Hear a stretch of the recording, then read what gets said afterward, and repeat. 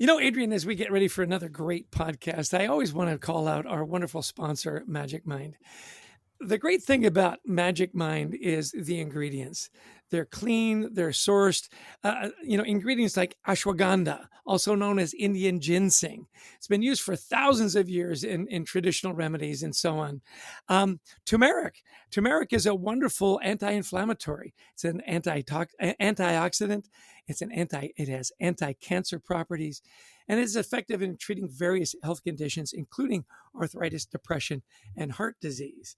In ancient India, turmeric was used as a symbol of purity and is often applied to the skin for ceremonial purposes.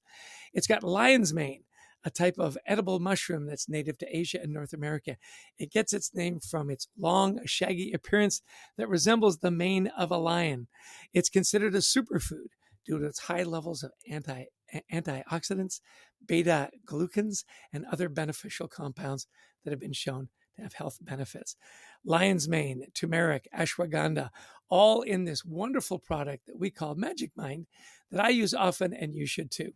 Go to magicmind.com/Gostick and Elton, A-N-D, Elton, and you'll get a 20% discount code with the productivity hack. And you'll also get a 48% discount when you put in Gostick and Elton 40.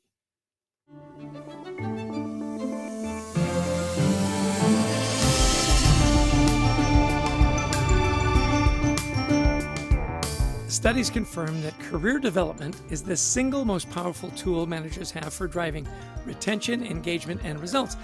But many time-starved managers report they don't have time to do it. Hello, my name is Chester Elton, and with me is my dear friend and co-author, Adrian Gostick. Well, thanks, Jess. Our guests today say they're going to offer us 3 types of conversations that will increase your awareness of your strengths, weaknesses, interests, and they're going to help us put all that together to create forward career momentum. It sounds like it's going to be a great show. As always, we hope the time you spend with us will help reduce the stigma of anxiety at work and in your personal life. And with us are our dear friends Beverly Kay and Julie Winkle Giulioni, who are I'm going to try that again, sorry. And with us are our dear friends Beverly Kay and Julie Winkle Giulioni, who are internationally recognized experts on career issues. They are out with a new edition of their classic book, Help Them Grow or Watch Them Go: Career Conversations Organizations Need and Employees Still Want. Welcome to the show, Bev and Julie. We are delighted to have you on our podcast. Thank you. Delighted to be here. Well, and this issue really does create a lot of anxiety for a lot of people. Is, am I growing? Am I developing? And I'm speaking to the choir here because you know better than anyone. So let's start with the basics. And Julie, maybe you want to kick us off. Why is it important to have regular, meaningful career conversations with our team members if I'm a leader? Chester, you suggested early in the introduction that there is a connection between career development and some of the stuff that really matters most to employees. Studies show, and have for years, that when people feel like their careers are being attended to, engagement jumps up. And that engagement unlocks all sorts of, discretionary effort. It builds a positive reputation within the organization. It helps with retention. So there's clearly a business case for engaging in career development. There's also the human case for it. People crave this. People come to the workplace with all sorts of needs for validation and respect and feeling like they're contributing. And when a leader understands that and engages in really meaningful dialogue, that taps something very deep in people and activates, that personal connection and ultimately leads to business results. Excellent. What you're kind of describing is what we've talked about a lot on the podcast, which is psychological safety.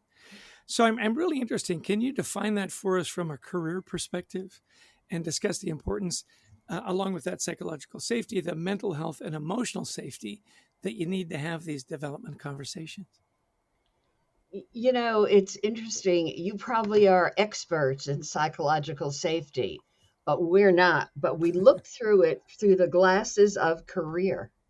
And what makes an individual feel like I can't tell my leader, my manager, the truth about where I really want to move and where I really don't want to move. And how can I tell my manager that the role I'm in now doesn't fit and I'm not comfortable? I made a mistake saying, yes, I want to be a manager. I did not realize how hard it was and how bad a fit I am. So, a good example for psychological safety is, can your people come to you and tell you the truth about where they are, who they are, what they think, what they need? And maybe on the manager side, it's, can you stay open and ready and willing to go with the flow of where they are? And can you tell the truth? And maybe the biggest scary truth is that not everyone wants up. And that's what managers really worry about. I love that, Bev. And I think the other thing that operates is the workplace doesn't feel very psychologically safe for a lot of people. I mean, we've got economic uncertainty. Folks, are concerned paychecks aren't keeping up with the expenses that they're facing. We're seeing layoffs in some sectors. Return to work or return to office initiatives are, creating anxiety off the Richter scale for some. And then, technology has been in the background, kind of nipping at our heels. It is, wow, it is front and center now. And so I think employees are feeling the pressure. I mean, they know they need to develop or die, basically. Um, and yet learning is risky business. It's scary to learn something new, to try new skills. It's frequently two steps forward and one step forward and two steps back, I guess is the expression. And so people are not going to take those risks if they don't feel safe to do that. And so leaders who demonstrate benevolence, who make experimentation safe, who are okay with mistakes, who have their back, who are offering great feedback, those managers who are creating that kind of psychologically safe environment are going to be the ones who are able to support the kind of growth that individuals are looking for and organizations need to survive and thrive. Yeah, Chess, I think of some of the great leaders we've studied, in our books, like Scott O'Neill and others, who they're just talent developers. And they know that their people aren't going to stay with them forever. And yet we work in so many organizations where people just hang on to their talent, they're mine. Yeah, no, I couldn't agree more. Scott O'Neill is a great example. Gary Ridge from WD-40, another one, where, they say, where do you want to be? Understanding, where do you want to be 2-3 years from now? Understanding that they may not be here. In fact, I remember Scott saying, look, if you're here for a long, long time, that's great if that's your goal. I find it hard to believe that in your growth and development, you wouldn't want to experiment and go some other places. But good point, Adrian. And it leads you to the next question. Well, yeah, because what do managers if do? Those are the good managers, and we've all met them. We've probably all worked for some of them. We've probably all worked for some bad managers. So give us some common mistakes even well-intended managers make when it comes to career development. How we can avoid those. I think one is saving it up for a special time when it is our career development conversation time. I think the biggest point Julie and I make throughout the book and all the editions is that it could happen in a second when you nod and notice what someone's doing and ask them maybe why the smile or why the frown. Right there is a great conversation. And minutes, even seconds, it's notice. What I usually say about notice is you've got to recognize, you've got to verbalize, and you've got to mobilize. And if you stop just at recognize and say to yourself, gee, look at how much she loved giving that report, I'm going to ask if she wants to do more. It's that kind of thing. So it's your always on beacon, maybe. Julie, I know you want to add to that. chomping at the bit there. Yeah, in addition to that, because it's really true, the thought that it has to be a big 2-hour planful conversation is daunting, anxiety producing. Nobody's got time for that. And so spreading it out, dripping it, the time released formula can be really, really powerful. I think the other mistake we see managers and leaders make is they think they've got to be the expert. They think they've got to have all the answers. They think they have to know what all the next steps are and the activities and the courses and whatever is going to be part of a plan. And the truth is Bev and I write in Help Them Grow or Watch Them Go, leaders don't have to have all the answers. They don't have to have any of the answers.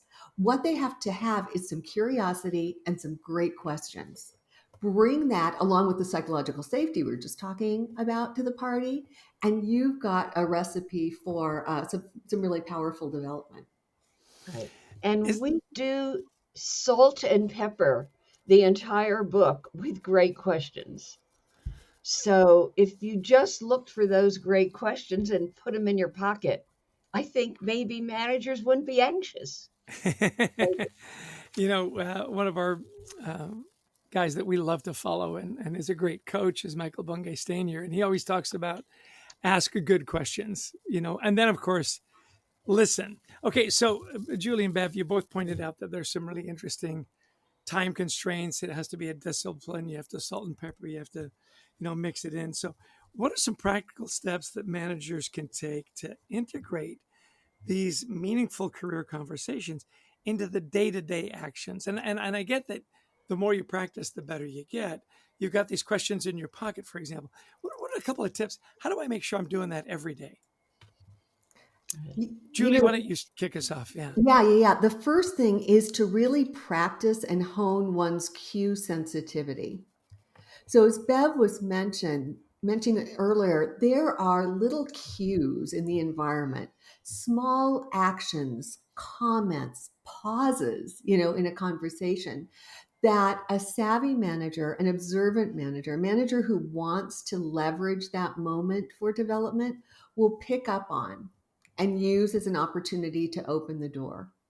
And so you're already having conversations with people all the time, about the basketball game or the weather or whatever. And we've got these little windows of conversation that are already happening. Savvy manager will pick up on a cue, use that same window, no extra time required, to just wring some development value and gold out of that. So, as Bev was saying, somebody's doing something and they're clearly excited about it. Just saying, you're going to say good job, thank you, something, but just adding what is it about that task that's so exciting for you? Or which of your superpowers really made the difference in terms of the outcome? Or who else on our team might you want to share that particular skill with, to radiate more of that around our organization? Just one question asked with curiosity opens a door for a short but meaningful dialogue. And you layer enough of those one on top of another over time, and you've got a really deep development relationship that's more authentic than those one and done conversations that we have. Bev, would you add anything to that? That was a pretty great answer, Julie. Yeah, I bet you read that book, Julie. I heard there's a good book on this. Hey, speaking of which, Bev, tell people how they can learn more about your work and where would you send them? Obviously, pick up a copy of the new edition of Help Them Grow or Watch Them Go. But do you have a website somewhere you'd send everybody? Well, we definitely have a book website. And we want all your listeners to go there because we have a gift that we'll tell them about at the book website. And that is we have a book bot. Trying to be, hang into the newest crazes, and that will help your managers ask the right questions of each of their employees. And so the book bot, we should name it the Bev and Julie bot. We have to combine our names, right? Yeah. But that is something that we now are making available to people who buy the book. Excellent. And what's the website, Bev? The book website. The book website. I jumped out of my head. Julie. Help help-them-grow.com. Okay. Help-them-grow.com. That's I knew awesome. there was something in between those three words. That's And awesome. No, no, no, that's perfect. And one of the things I noticed in the new book, and this is, your book has been a standard for several years now in better development conversations, but you've talked now about kind of remote and hybrid, and there's what we call this proximity bias in career development, where if I'm with you every day, I think you're doing a better job than if I'm not. In very simple terms, I know there's a lot more to it. So talk a little bit about the rise of remote and hybrid work and how that's impacted career development, and what I can do as a leader if I may be seeing, maybe experiencing a little of this proximity bias and not even noticing it. you want to Yeah. start?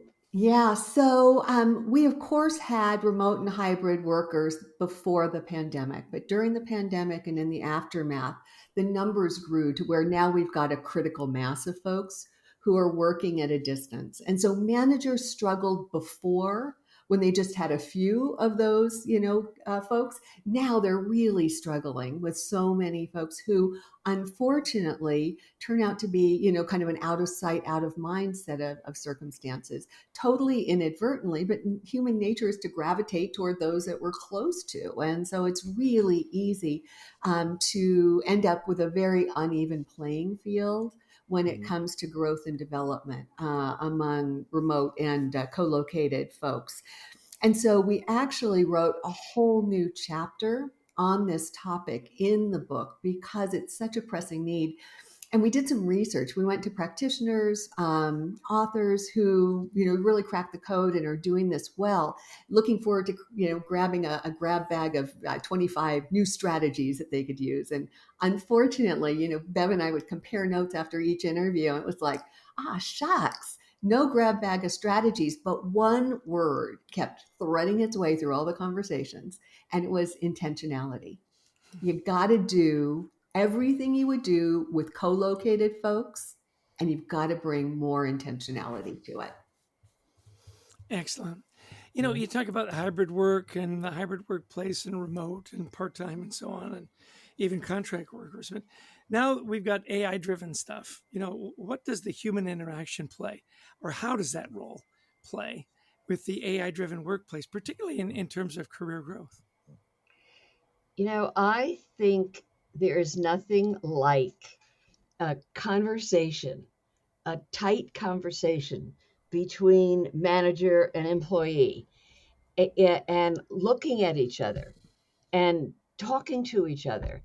I think AI can give great tips, but it doesn't match maybe the eyeball to eyeball, looking at the gestures, looking at all of that, because that's what gives me the full feeling of who you are and how hard this is, maybe for us to even talk about. Um, I keep thinking, one time I said to my rocket scientist husband, "You're yelling at me." And he said, "I'm not yelling." And I said, "Your face is yelling." And he said, "Well, don't look at my face." And that's hard to do when you're having a conversation. But it's all those other cues that I think you get to take in. And Funny that you mentioned that, Bev. I was just going to say my dad had a great expression. He said, Chess, in your career, never forget you got a great face for radio. So, but go ahead, Julie. You were going to say something. Yeah, I just wanted to piggyback on the thought that Bev was sharing. AI is a terrific tool. And I look at our book bot. I mean, it's a great tool for leaders to be able to plan conversations, rehearse conversations, get feedback, bridge that knowing doing gap, and put the good ideas, the intentions they have when they read the book into practice. But it doesn't replace a human relationship. A bot, no matter how clever the questions or the feedback, isn't going to make you feel respected and valued and like a sense of belonging that we're looking for in the workplace. So we should use it, to its greatest extent, but not think that, managers aren't going to be able to delegate development over to the bots. Yeah, it still comes down to a manager who cares, and in fact, in this AI-driven world, your role as a manager has probably never been more important because, yeah, you provide that human touch. Okay, so the last question for me is let's flip and flop this around for a minute and think about that employee who's saying, "This is all great. My manager basically sucks at this. What do I do?" So, what if an employee feels their career development needs are not being met by their current manager? What are some steps they should take? I've always said through all the years I've been in this work, then go tap someone on the shoulder or go give a call to someone you do feel comfortable with. And maybe it doesn't all have to come from your manager, but there are so many feedback sources around you that you could get it from. And then maybe take a look at how you approach your manager.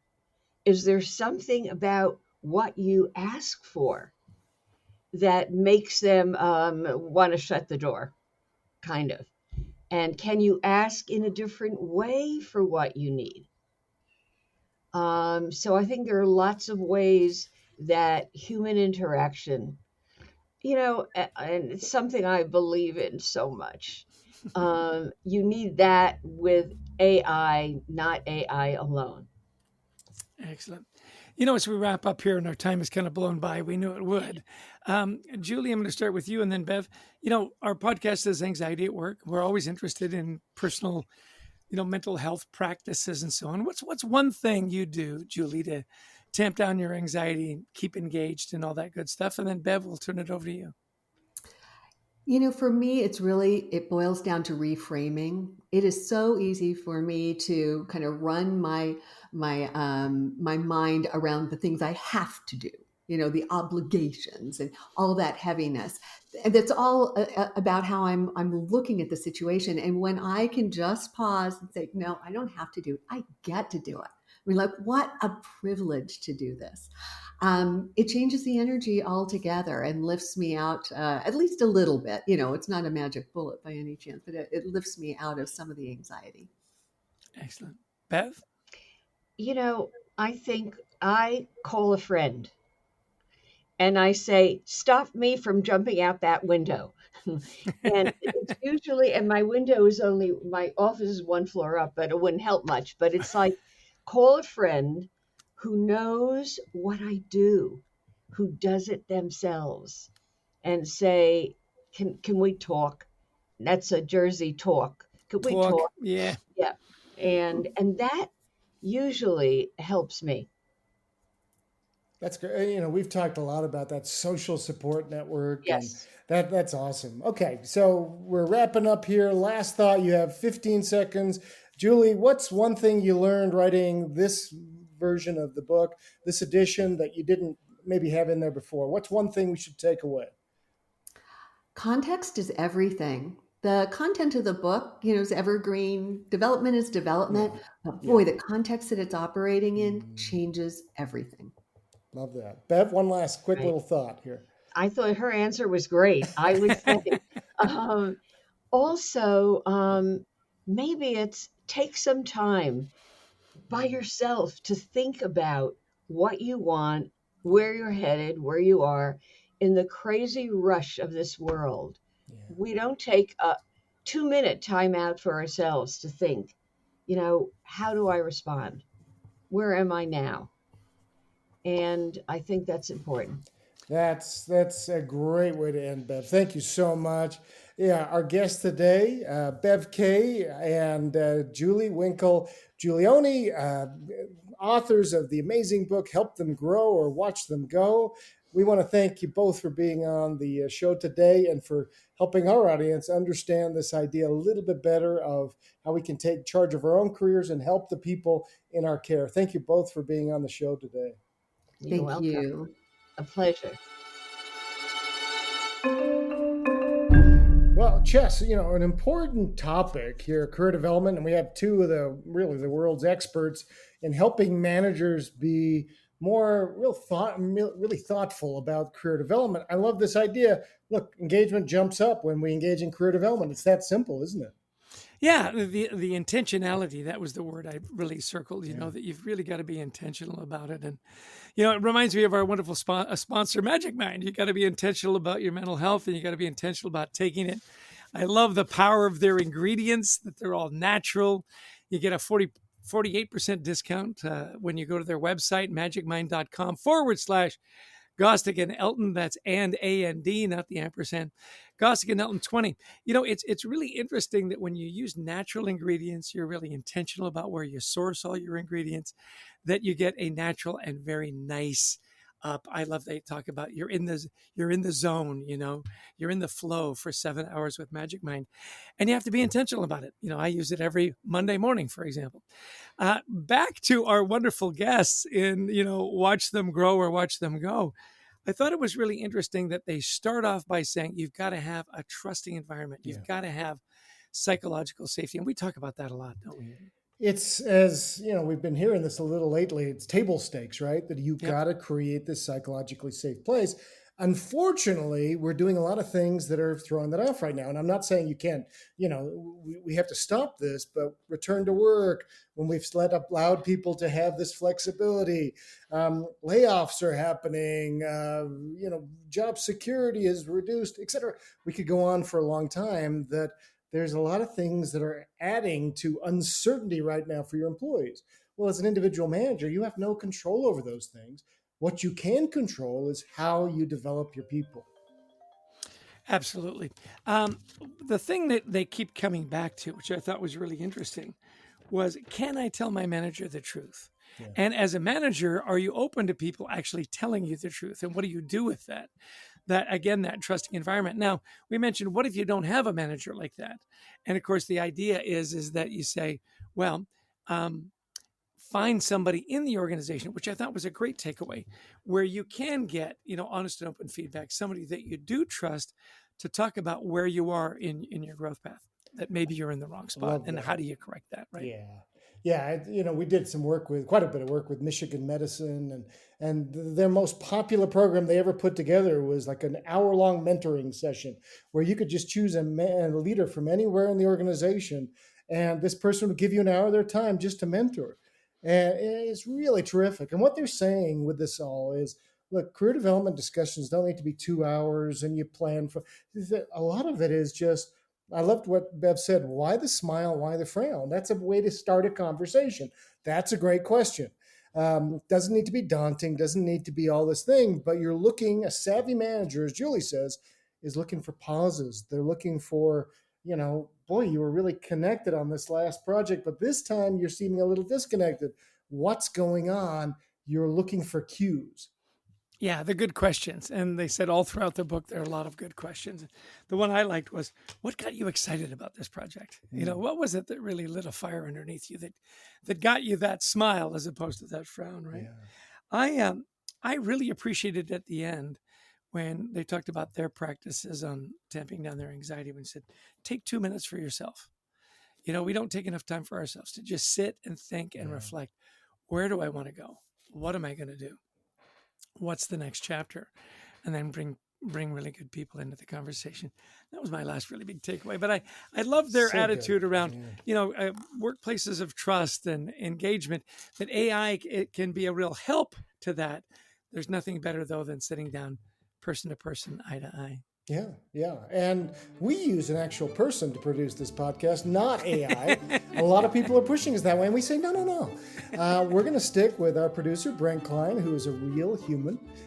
So is Christy Lawrence, our booking manager. She helps us find amazing guests. We want to thank them. We want to thank all of you who've listened in. If you like the podcast, please share it. We'd also love you to visit thecultureworks.com for free resources to help you and your team thrive. Yeah, and we love speaking, whether it's in person or virtual. We speak all over the world to audiences, literally in every industry. And we'd love to come and visit you and talk about topics of culture, teamwork, resilience. Give us a call. We'd love to talk to you about your event. And of course, lots of resources as Adrian mentioned, on thecultureworks.com. You can find our books on Audible, on Lit Video Books, on Amazon. please pick up a copy. And if you like it, share with a friend.